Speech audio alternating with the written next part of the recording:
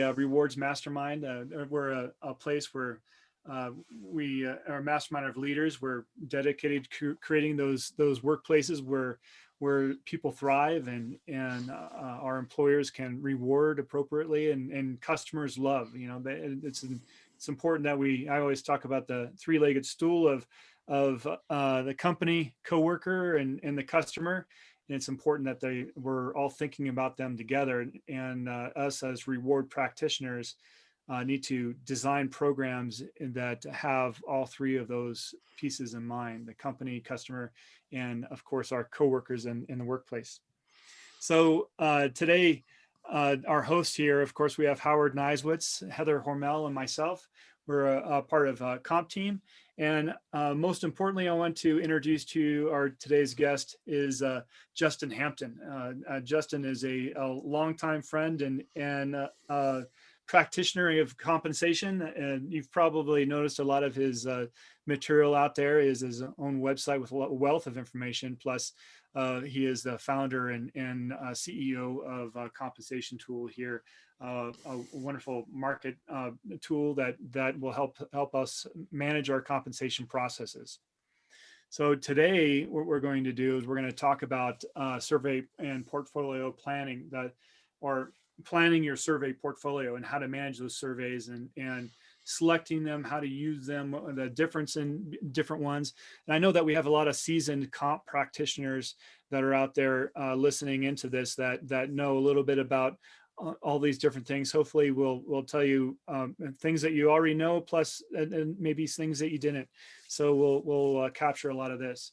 Now, just as from an administrative perspective, we are here live on Zoom. And so those people that have joined us here on this platform, you can go ahead and use the chat, and we'll be monitoring that. And Heather will bring up your questions during the discussion here.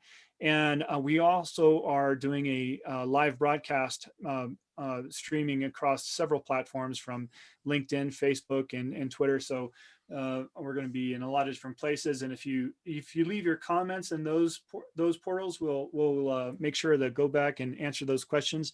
But we won't be able to monitor them at the same time as we are at Zoom. So be patient with us, and we'll get back to your questions there.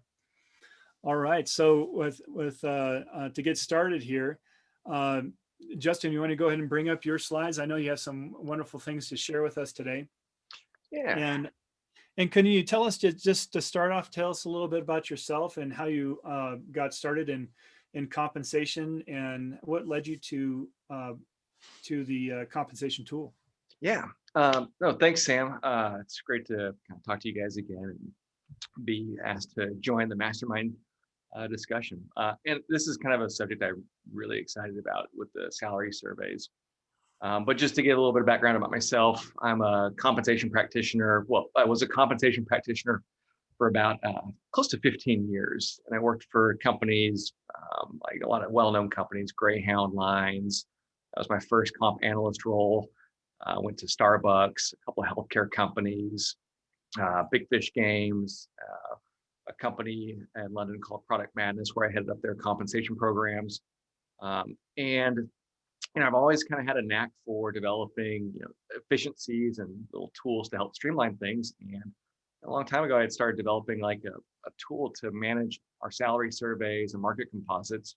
Developed it with an Access database, and found out that it worked everywhere I went. And what we wanted to do was see if we could turn that from an Access database into a software platform. And that's where the compensation tool came from. So I started about 5 years ago as a software application, thinking it would take about 6 months to build out.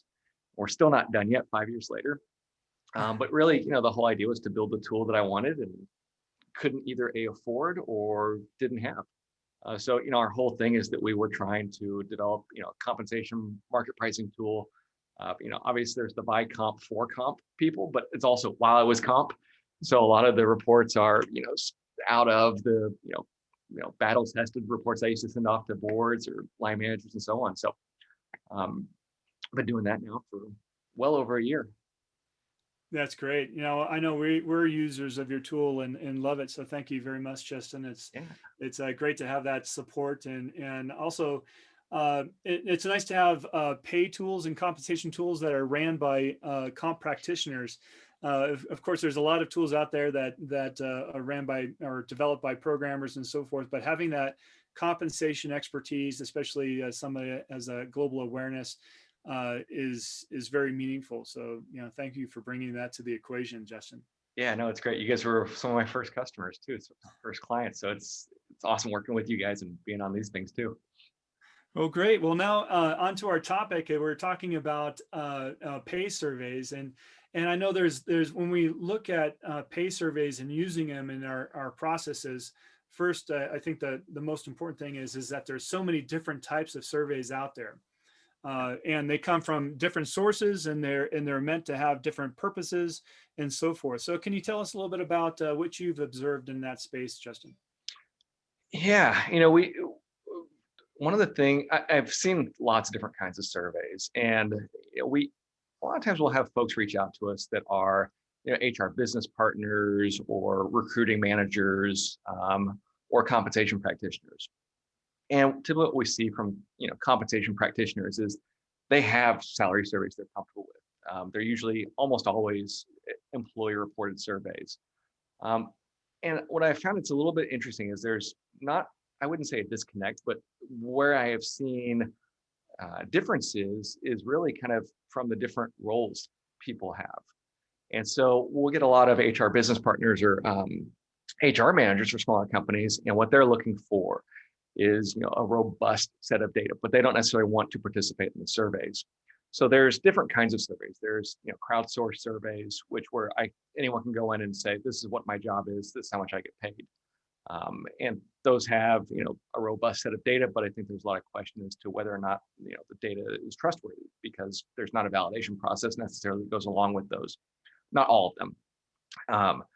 Other ones I have seen are actually coming out of recruiting firms that are really kind of sharing, where have they, what are they placing employees at, what kind of jobs.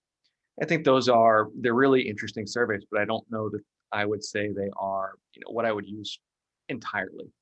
I think what we see a lot of times is those can be really useful in terms of, finding hot jobs in the market, or, are jobs more difficult to staff, or kind of are they increasing more quickly than what we see the rest of the market.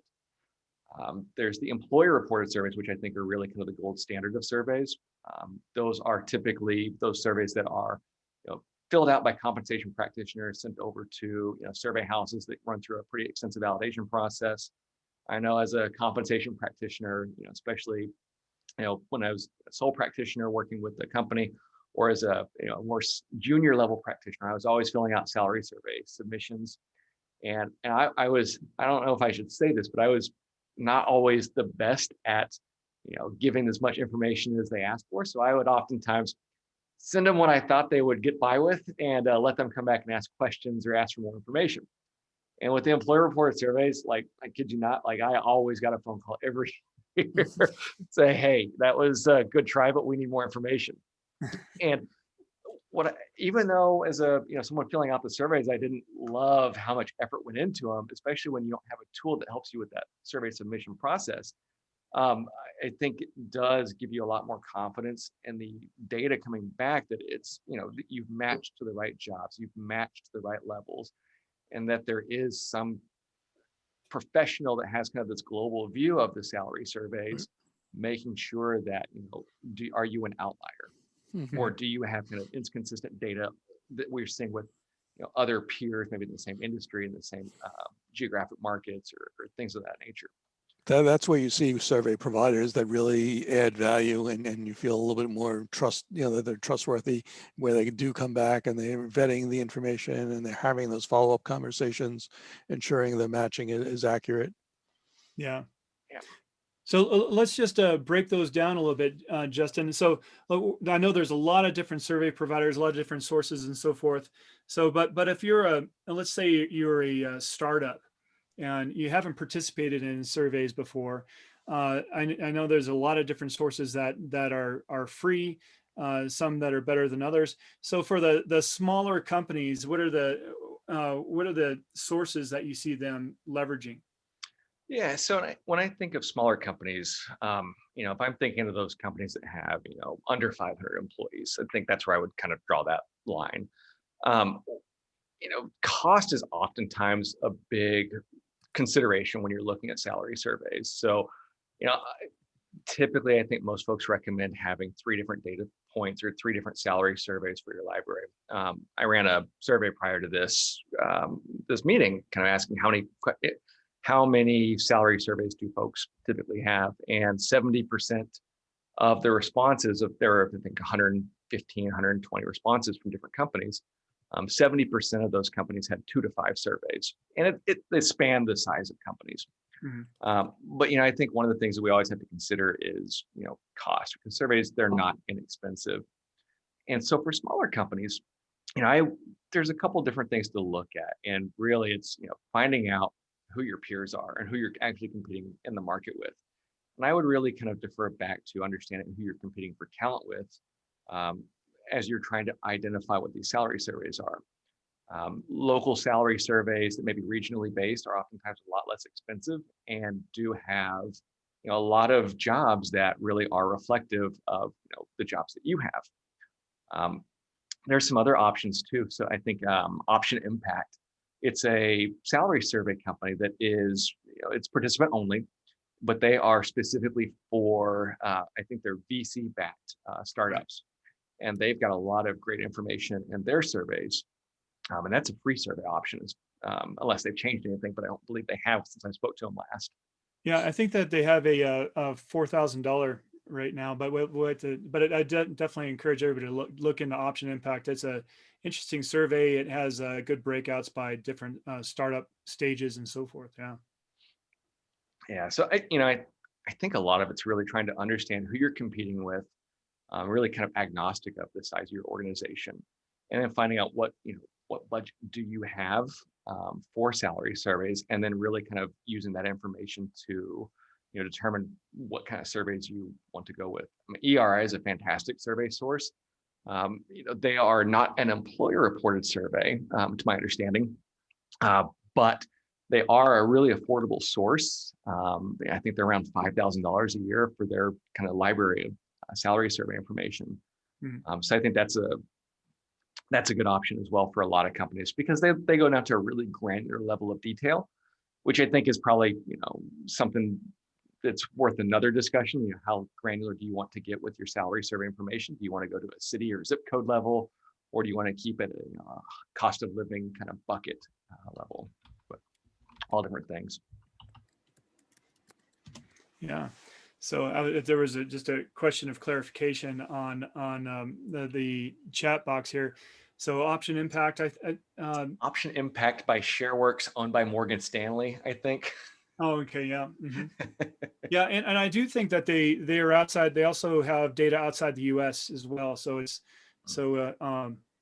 it may be dominant in the Bay Area and so forth. I think that's where most of their information is, but they do have information outside the U.S. as well, as last time I checked. Yeah, and another one before I forget too. There's 2 other survey sources that I really recommend.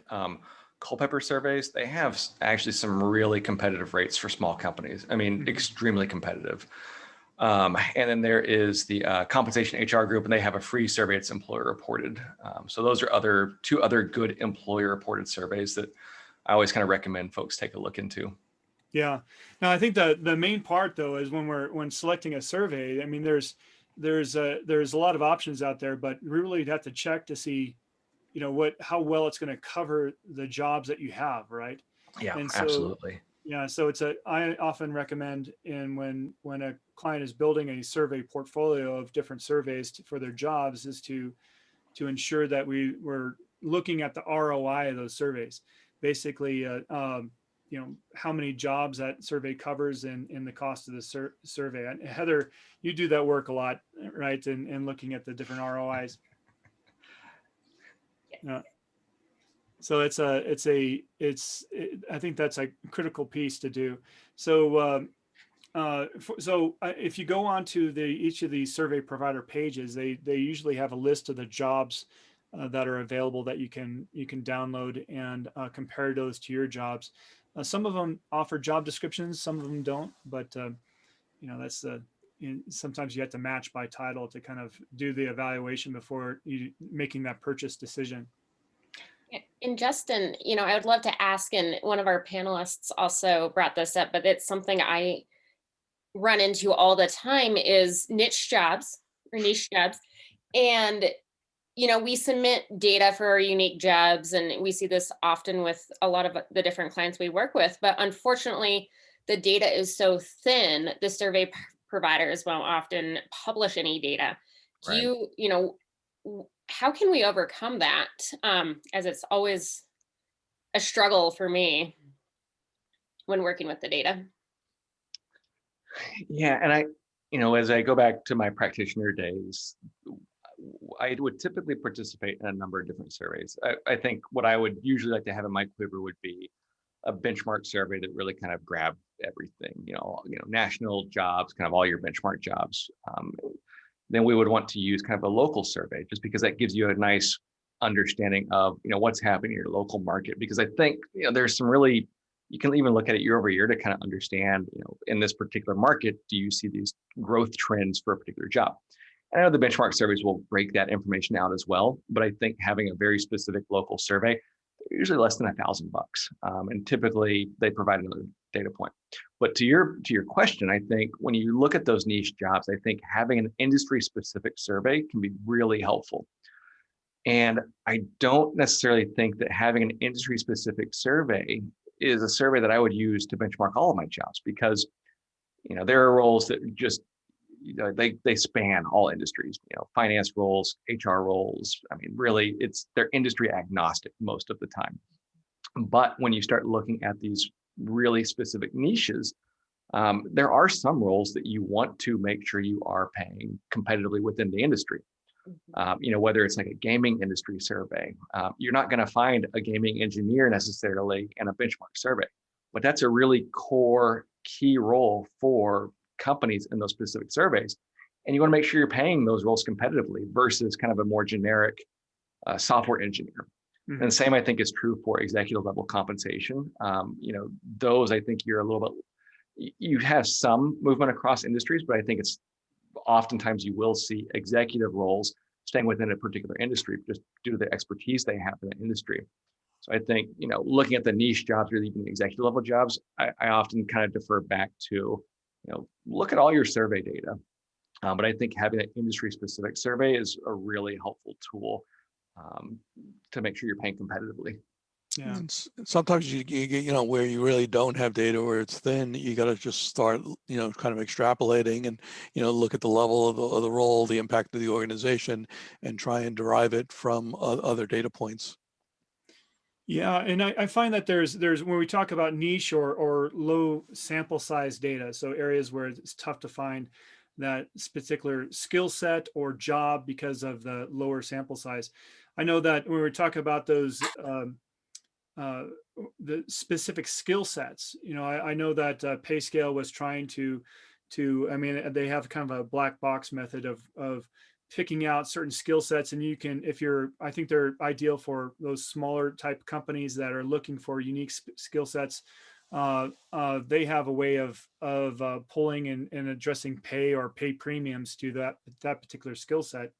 And then there's the other side of the equation of small sample size, where there's just not a whole lot of participation in those locations, such as countries in Africa or in different locations. And so how does that solve? Now I know I would like to hear from our listeners of survey providers and so those hard to find areas. Who's your go-to source to help with that? If you have some recommendations, go ahead and put it in the chat there. But I'll tell you, one of the places I usually seek out that information is from the Birches Group. Yeah. Warren Heaps is a wealth of information and loves to share it. So he's a great guy, and they focus on those markets where it's really hard to find data, and so he's a good source. Yeah, that was the first one I thought of. Yeah, exactly. So. Let's see if we have anything. Western Management Group, they have a lot of industry specific. Matthew offered that up. And Mir offer custom surveys in Africa and the Middle East. Great, Ah. that's great. And Kroner, Digital Tech. Yeah, Yeah. that's a good one. That's good. And yeah, thanks, Sandrine. Some good suggestions there, and that's what I love about this global community and this Zoom environment, is that we get to share some cool information as practitioners. And an ECI for small oil companies. Thanks, Michael. That's great. All right, so so a lot of challenges as far as finding that unique survey source. You know, I know that you know, finding surveys is quite tough. I mean, I know that World at Work used to have a survey search tool. I don't think that they've continued on with that. Is that true? Have you seen that, Justin? I don't think it's updated. It's not. I don't know that it's updated as often as it used to be. I have found it a little more difficult to use in recent years than in the past. Mm-hmm. But one of the things kind of that we've crowdsourced other surveys. So working with all of our clients, we see a lot of different surveys come in. So whenever we do see a new survey come in, we have a listing on the compensation tool. I think it's compensationtool.com/recommended salary surveys. And it's under resources if that's not the right URL. But we've got, I think, about 50 or so different salary surveys that, you know, kind of range from benchmark surveys to industry specific surveys to smaller surveys that I kind of encourage folks to look at. And we have some arrangements with some of these survey providers where we can arrange for participant rates for non-participants for the first year, or even discounts for the surveys for mutual clients. Yes, you know, Culpeper is a great one that offers discounts to compensation consultants and so forth that help them with their surveys, and so they're an excellent provider, like you mentioned. And I think Bridget, I think that was the one that Justin said, Culpeper. Yeah, Culpeper is a really fantastic one. Those guys are just great overall. Mm-hmm. And then I think Option Impact was the other one we talked about. And then, yeah.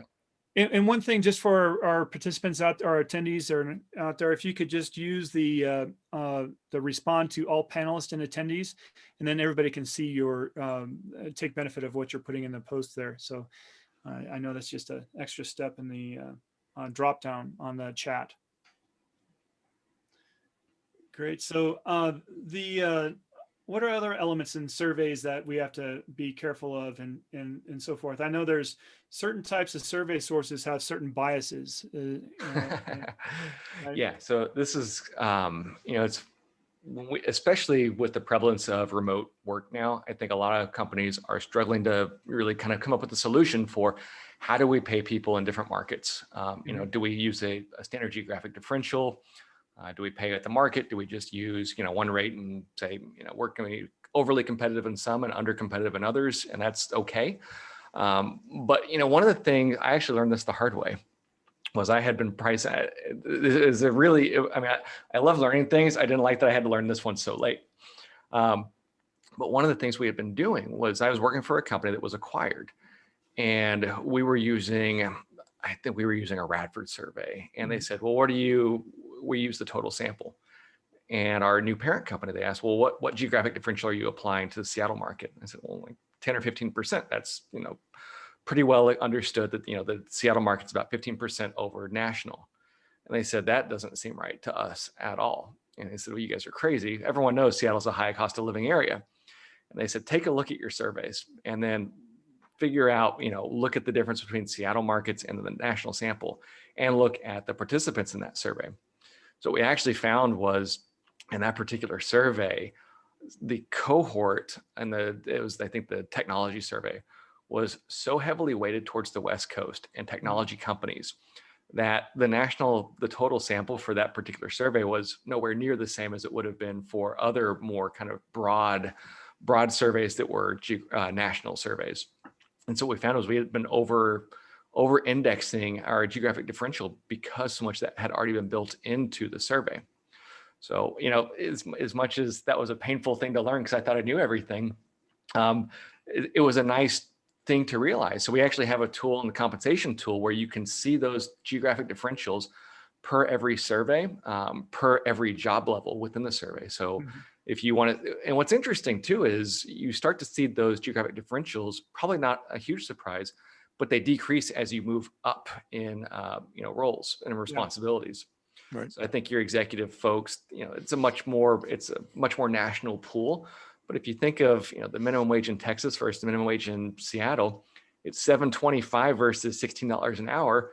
You have 110%, 120% geographic differential for those lower level roles.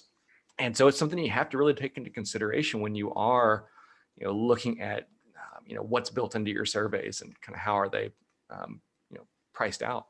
Absolutely. Yeah. So a good rule of thumb for all comp practitioners to remember is that those lower paid jobs they're paid towards that highly sensitive to the local market. And then as you increase up to those higher level or executive roles, those are national or even global based nowadays. But they are still subject to the price pressures of certain areas, high cost of living and so forth, such as, when you're hiring an executive in the Bay Area, that's something that's on their mind still, even though that they may be looked at more broadly on a national structure. So you do have to keep those things in mind as based on your client. So. But it's Justin pointed out, it's so critical to understand when you're looking for those geographical cuts, what firms are participating in those cuts. Having that information available to you will make sure that you understand the market that's being captured by the survey provider. Because you think I'm getting all of California or San Francisco, and then you may say, oh, I'm only looking at financial service firms in San Francisco, and that's very different than me, who's in a manufacturing company that's interested in the San Francisco market. Absolutely. And one thing too that when you look at which surveys you're using and kind of the different data cuts you're using to pay people within your organization, one of the things I always found that was interesting was, we at a company I was working with, we actually wanted to understand who are we competing with. So I created something I dubbed a Project Waldo, and it's where are leaders departing and originating. And what we did was, we were a smaller company, so it wasn't terribly onerous, but so I pulled a report that had all of our employees that had left in the last 12 months and all the employees we'd hired in the last 12 months, and did a little bit of sleuthing through LinkedIn pages and exit interviews and new hire applications to understand where did people come from and where did they go to.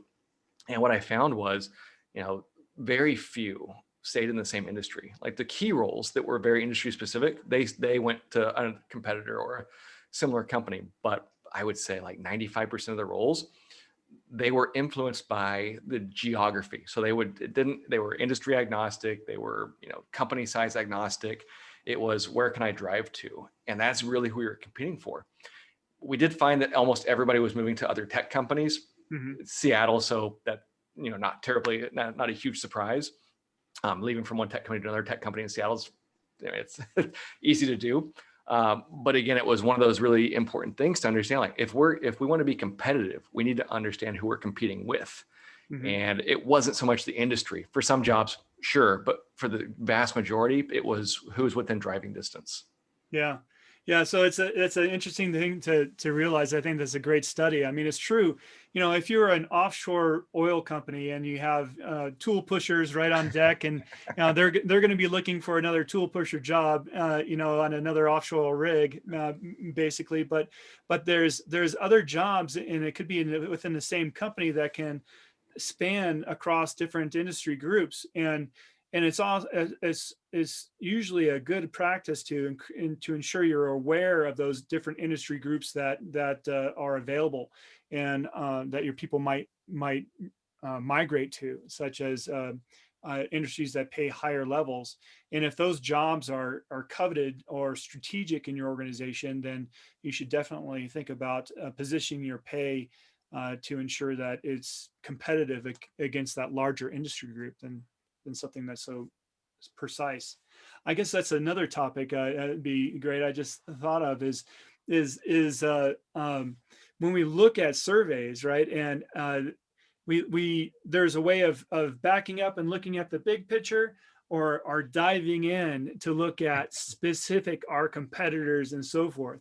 And and the thought is that the big picture has a huge sample size, and the more focused we get to that tiny little sample size that's precisely our direct competitor, we have what, like 5 people in the sample, and so and such. So have you seen that a lot in your work, Justin?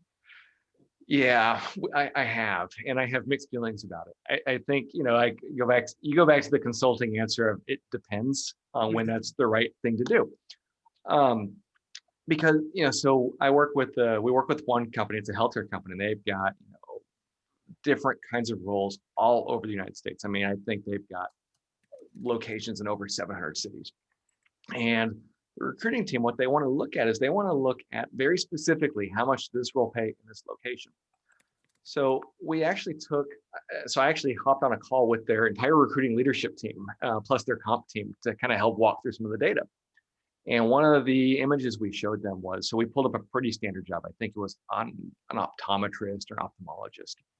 So, one that's going to have really relatively standard responsibilities across industry, across location, I mean, obviously. But what we found was, there was a very low end, which was, I think, 125,000, and a very high end, which was around 175,000. I think we had 16 or 17 different data cuts. And so we went 125 to 175. Everything else in the middle, the other 15 data cuts, were between $150,000 and $158,000. And I said, okay, well, one of these is a very large number. One is a much smaller number than the rest. So it is kind of one of which of these don't belong. And we took a look at the bookends. And in one of our reports, you can see kind of the comparison of different scope cuts, but you can also see how significant are the number of incumbents in those data cuts. And no surprise to me was what I found was that, the smallest one, I think it had 6 employees reported, and the largest one had 12 employees reported, versus the other ones that had, between 30 and 200 incumbents reported. And those ones where you saw that really kind of similar market rate across the different locations. Mm-hmm. So I always thought that was a really interesting thing, is that you can look at that really granular level of detail, but you have to take it with a grain of salt. I always say, our job as comp practitioners is not to align to market data, it's to make us competitive. And the market data is imperfect, it's a sample. So, if you could just use the market data, we would all be out of jobs because you just match it to a spreadsheet. But it's really trying to understand and kind of how do you, assign that piece of art to the comp practice, and communicating that to, I think, your business partners is one of the really, really important things. And when you can visualize that, I could hear people clicking the lights as they were kind of seeing that graph. It's like, oh, yeah, these are different, and it's because there's a much smaller data cut. So it made it a lot easier to get buy-in for the comp practitioner with the rest of the teams. Yeah, and that's one thing that it's important, as you mentioned, to train those people about market data. And we'll talk about how to use market data in just a moment. But a lot of times, for us non-comp practitioners, they'll think of market data and they'll say, that's the pay rate. Now you got to pay that. It's like, out of all the different surveys, there's going to be different results from different surveys. And so listening to one survey and what they say is that the median rate is not the end all be all of truth. Right. Or I've had, working with managers, they say, well, I know 6 or 7 different companies that pay way more than this. And that's when you have to say, yeah, I know half the companies pay more than this. That's the median. Well, yeah, I love the response from managers. Well, this data can't be right because I know Joe or Sally Sue at this company and they make so much more money than this. Yeah. But plus, the thing is that people love to share when they get paid a lot. They don't like to share when they get paid a little. So, yeah, so it's the bias in what we hear, right? So Justin, so another thought here is in the proper use of this. So comp practitioners or business owners and HR professionals out there, they go and they want to do a pay study and they get information. from one of these pay surveys, how should they use that information? What's your top recommendation on that? I like to look at three things whenever I'm pricing jobs or kind of making sure we're being competitive. And the first, I mean, I think you have to have the market data. I think without the market data, that's really the first thing you want to look at. And I think that's where you start. The next thing you look at is, are you losing people? And why are you losing people? And if you find that everyone is leaving because, and not because they found somewhere that pays more. I mean, oftentimes competing companies are going to pay more to lure folks away. But if the number one reason they started looking was because of pay, that's something you have to consider. So, it's the market data. It's where your turnover rate or your turnover and attrition and why that's happening. But also looking at, when you're hiring people, are you bringing on everybody at the top of the range? Are you looking at candidates that are in the right level and they are saying, hey, this is my expectation, and it's way above, what your expectations are. So I would work with managers. A lot of times we'd have our market prices set, and they would come back and say, we can't hire anybody for this. And it's like, I mean, I don't guess anyone's ever heard that before. So, but what I would do is actually sit down and look at the resumes with folks. And 9 times out of 10, what I would actually find is that they had their job under-leveled for the employee or the candidates they were saying were qualified applicants. And so that goes back to, it's not the market data. It's, do you have the job leveled correctly based on, the expectations within our career framework? And I think that's always a really important thing. Now, if you come back and see that, every candidate has the right amount of experience, that looks like they will kind of fall in with that level. And yeah, they are all being paid more than what we've got set up. That's something where you actually kind of, irrespective of what the market data says, your market is, your qualified pool of candidates. And so I think that's where sometimes we would come back and make an adjustment to the pay range, even absent or contrary to some of the market data. So market data is directional. I don't think it should be considered the end all be all for the data, but I think the more market data you have, the better decisions you can make. Mm-hmm. Absolutely. Yeah. Here at CompTeam, our big thing is we want to make sure that there's a thorough job evaluation where those jobs are leveled appropriately, especially in today's age where pay equity is so important. It's good to go the extra mile to ensure that leveling is fair and precise. Now, there's different ways of doing this. I mean, and a lot of survey companies use the leveling description, where you get the description and the levels. It's very common in the U.S. and outside the U.S. A point factor methodology is more common to ensure that's precise. And so there's a lot of ways of doing that.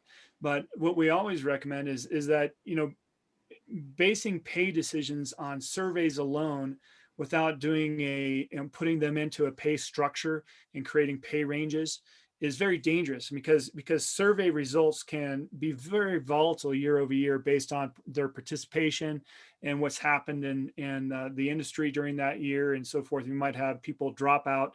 Like, for instance, this last year, there's been a lot of companies that dropped out due to COVID, trying to save some money on their survey budgets. And so they dropped out of the survey. Well, that causes a blip in the survey data. And so that happens every year, and that can be volatile year over year. So it's important to look, like what Justin mentioned, surveys, that information is directional, right? We want to look at that in multiple years to see what the trend is. And it's good to translate that information into pay ranges or pay structure to ensure that we remove the volatility and give our employees and the company a better experience of what the true pay is in the market. You also need to, understand and define the company's pay strategy as well, because, it's not just follow the leader. It's where do you want to position yourself versus the market and your competitors. Yeah. Yeah, that's a good story there. And when, of course, there was a huge shock in the material handling this year due to COVID, and Amazon increased their rates a lot to attract material handlers and to work in their warehouses. And so a lot of the smaller players out there is like on, oh, geez, this price just jumped from X to Y. It's like, I need to increase my pay for all these guys. And sometimes that can be, for a small business, that can really hurt. And financially, it may be impossible for them to do that. And so it's important to realize that pay is not the only thing, right? I mean, as compensation practitioners, we love to make sure that we're to work with pay because it's so finite. They're numbers, right? But the workplace, the workforce experience needs to be considered, of other reasons why people might work in an environment. And if you can't compete on a pay level, there's a lot of other elements you can compete on, the culture you have in the company and so forth. Very important. So it's very important to understand, the underlying issues. I recall a story where a manager was saying, I have terrible turnover in my group and I'm losing all my employees, and they're leaving and they're getting a lot more money. But when you really dug into the situation, they were leaving for higher level positions. Yeah. So what we found out is that they were keeping these employees in these roles too long, giving them great training, great background, and they were taking that background and experience they got and able to move to other organizations to bigger roles. Right. So that kind of brings in a great little point that we saw in the Q&A box is, what kind of surveys are available, or even, tools that can help us capture those skills required for those positions, and then help us leveling the positions correctly in our survey participation, or even when we're evaluating the survey results. Mm-hmm. So I think that's a big piece of what, Justin, you provide, right? I mean, there's, as far as determining what, competencies or knowledge, skills, and abilities are required for a job. I think that there's some tools out there. I mean, we use the TMA method, which helps define the competencies on a particular job, and then you can use that for either competency-based pay or helping for training and development and so forth. But the other part of your question, Heather, I think is what Justin can take us to, is now we have all these surveys, right? And if you're trying to manage more than one survey in an Excel spreadsheet, it's impossible, or it's very dire because it's just so much data and you have to massage it. And so having a tool to be able to bring all these surveys together to do the matching and so forth is critical. And that's your expertise, right, Justin? Yeah, because I mean, that was really one of the challenges that I always had to deal with. Was we had 5 or 6 surveys and they were all in different spreadsheets. So you want to price a job, you got to go pull it from this spreadsheet, open up that one, and then somehow consolidate them all into a different spreadsheet. So that's one of the things that I really think we've done a really good job at, is creating kind of this tool that consolidates and puts all your surveys in one place. We actually had a customer of ours, they said, hey, this is helpful, but sometimes we want to look at these surveys side by side before we decide which one's the right one. So they said, well, you build us like a comparison tool. So we've got another tool within the comp tool that you can look at your surveys and click, there's a report that will allow you to pick up to 6 different surveys and compare them side by side. So you can see the market rates, you can see the different jobs, the surveys that come from, and you can look how the market data is across multiple surveys for similar jobs. And I think that's a really powerful way to help to create these, career levels, mm-hmm. but also help kind of maintain and manage how many different subfamilies or job subfamilies you might have. Mm-hmm. I was working with a marketing team once, and it was a team of 43 people, and they wanted to create 65 jobs for the marketing team. I said, guys, what are you talking about? So we want to create 4 levels for every, we have online marketing, we have digital marketing, we have email marketing, we have channel marketing. I said, okay, well, I mean, sure, those are all different jobs we can find in the surveys, but let me show you something. And I said, first I asked them, I said, why do you want to create those? And they said, we want to make sure we're paying competitively. Perfect, makes sense. They said, we also want to make sure that people are in the right roles. I said, perfect, makes sense. Those are the right things to do. But when I showed them that the market difference between all 6 of those roles was within like 4%, they said, we only have to write 12 job descriptions now versus the 65 we were going to write. I mean, it helped them stay competitive.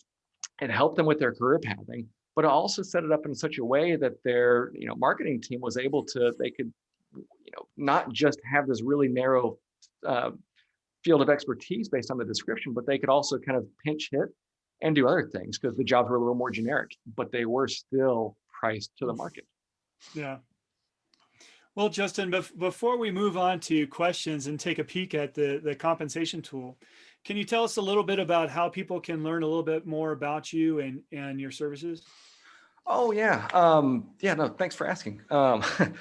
Yeah, so again, I was a comp practitioner, so I always kind of like to just, like, even if someone's not like able to pull the trigger anytime soon, the conversations are fun for me because, with COVID and not being able to go to the office, like I don't get to nerd out about compensation stuff anymore.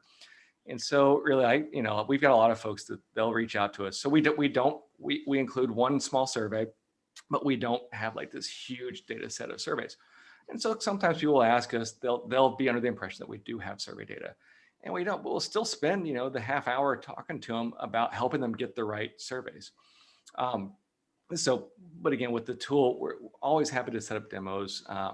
It's compensationtool.com. I think on the very top, there's a, schedule a demo link, and, happy to walk through it with anybody and kind of walk through the tool, how it works, how it might be more aligned to helping folks manage their work. And the thing is, like, I built it while I was a compensation practitioner. So it's really well aligned, and I think a really easy product to use in terms of making sure you're staying competitive. Because again, piece of it is, aligning to market data, but also there's the huge human capital analytics component. So we've got, I think close to 50 different reports that are range from market value to pay ranges to internal analytics and pieces like that. But let's see. But yeah, always happy to kind of talk to. Really, I'll talk to anybody, especially now that we're all stuck at home. Yep. Well, great. So now we can go ahead and take some questions. You can go ahead and put them in the chat box or the Q&A box if you'd like. And Justin, why don't you bring up your tool so people can see what that looks like, and you can take them through a few of those features.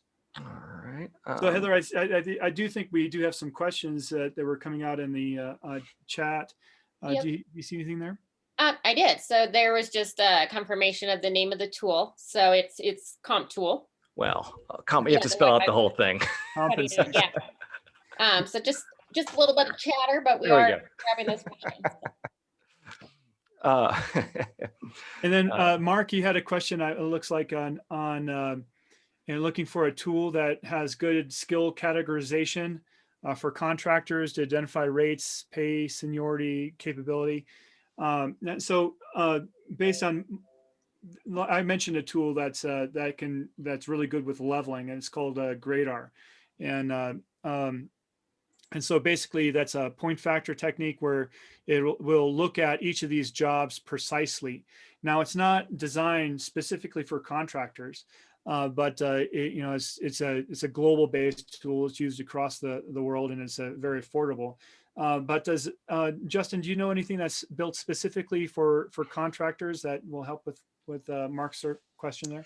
Ooh, not off the top of my head, unfortunately. So Mark, if we'll see, we'll do some research for you, and if you can, we'll see if we can get back to you in some more detailed information there. Let's see other questions here.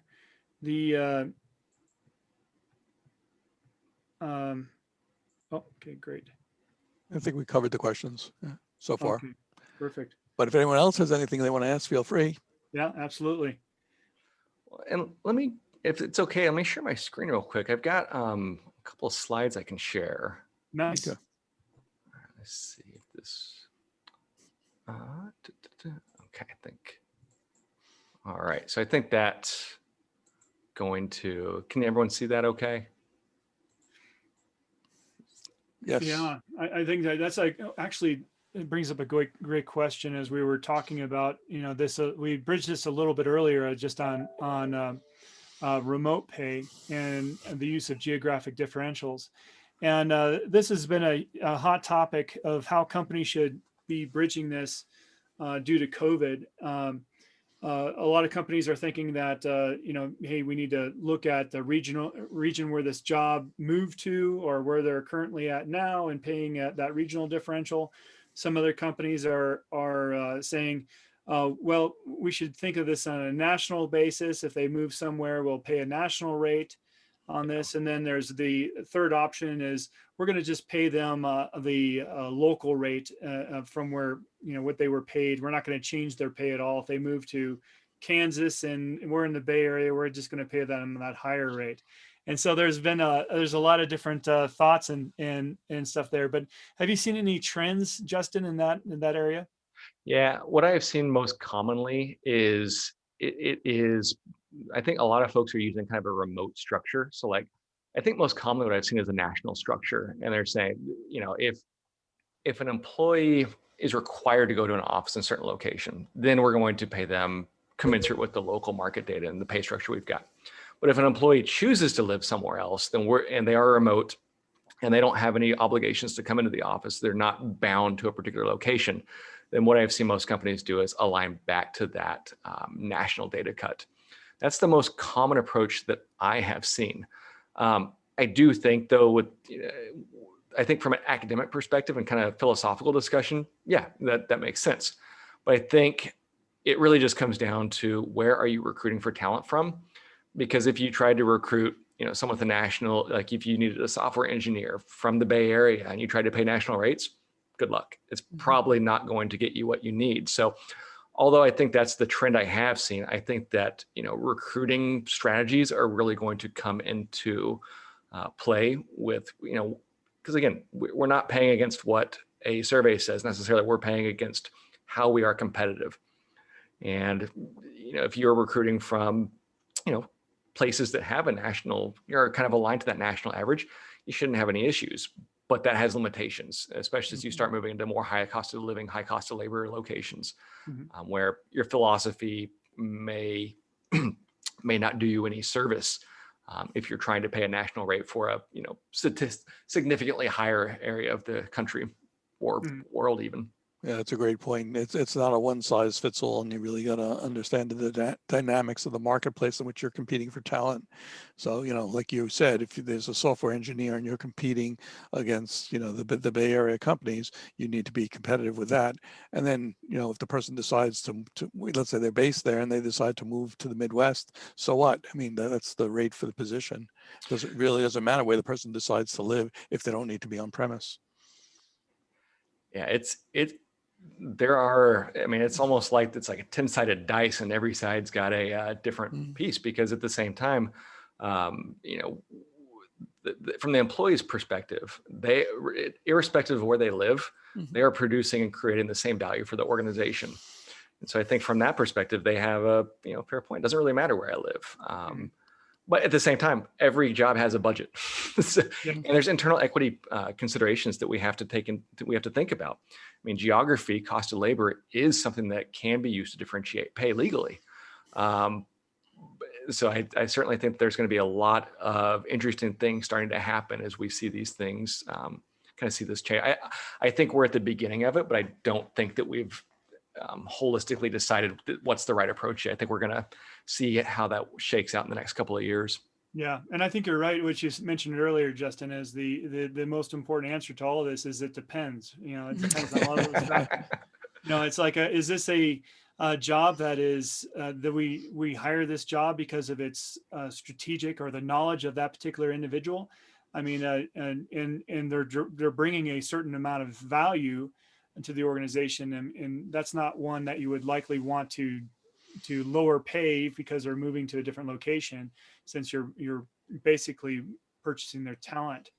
But there's other factors that do come into play. I mean, if they're not required to commute and so forth, they're saving costs there, or they're moving to a place where the cost of living is better. But so other jobs that are less strategic, they may have a different answer. So yeah, totally agree with that.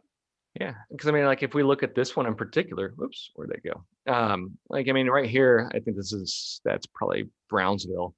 The rate for an administrative assistant one, $32,000, and the Bay, it's around $50,000. I don't know that $32,000 is even going to hit minimum wage in Seattle. In fact, I know it won't. So, I mean, you've got to be pretty mindful of, and granted, that's a pretty extreme example, but there are going to be lots of cases like that. Mhm. And so kind of this is, these are kind of some of the reports that we can generate with the comp tool. This one's, using a survey that has that market level data. And we can project it across like a geographic view. But I think what's interesting is where you kind of see those green, red, the darker the red, the lower the pay, the darker the green, the higher the pay. I mean, it's the usual players. I don't think it's a big surprise. Your West Coast, and then your, the Northeast area, and then kind of the central part of the country, excluding Chicago. You see kind of fairly more consistent rates. But I think it's also kind of important too, as you're looking at your pay structures. I mean, how many different pay structures do you have, or do you need? Because there's not necessarily, depending on how many structures you have, you may only need a handful. Yeah, and it really depends on also the volatility of the data in those areas. Yeah, and I'm glad you said the Jobs. volatility. I mean, this is one of the items that we talked about was, so I had done a study. So we were moving from a company that used traditional pay structures, and we were acquired by a company that used one or two surveys, but they did not use traditional pay structures. In fact, they used exclusively market-based pay structures. So every job had a different range. The 25th, 50th, and 75th percentile was created the range. And they said, we want you to do the same thing. I said, we can do it, but we intentionally decided not to do that. And here's why. And so what we wanted to look at was that volatility piece. And so I tracked the market rates from a single survey, probably a survey that most of us here have, to understand kind of what's that volatility. And again, this is going to be more significant this year, just because I think a lot of folks not as many folks are participating this year. But what I saw from I think this was 2017 to 2018 was, even our total sample, we saw about, I think that's 18% of jobs stay the same or decrease in market value. And to your point, it wasn't because there was, the market didn't contract. Simply, it was just because the cohort changed. And so I think that's part of the whole, when you're looking at surveys, how many do you have? I think 3 is a pretty good number. And, matching one job to multiple surveys is going to give you and kind of reduce that volatility. And this, I think, goes back to looking at those different data cuts. I mean, the total sample has less volatility. 20% of the jobs from the total sample I considered questionable, meaning they decreased in value or they moved up by more than 10% in 1 year. In the Seattle market, it was almost twice that I would say are questionable. So it's one thing to kind of consider, not only how many surveys are you using, but which data cuts do you use? Yeah, well, I think that there's this has been a great discussion, Justin. And we know we're moving into the top of the hour here, so we have to bring things to a close. Nope. But yeah, if anybody would like to learn more about the compensation tool or comp team, you can definitely reach out to me. I'll get you to Justin, or likewise go to Justin's website, Compensation Tool, and find out a whole wealth of information there. Yeah. Thank you so much, Justin, for sharing your wisdom here. Yeah, this was fun. I really appreciate the time and the conversation, guys. You bet. All right. So everybody out there, you take care and stay safe, and we'll catch you next month on the next Rewards Mastermind. Take care, everyone. All right. All right. Thanks, guys. Bye. Bye.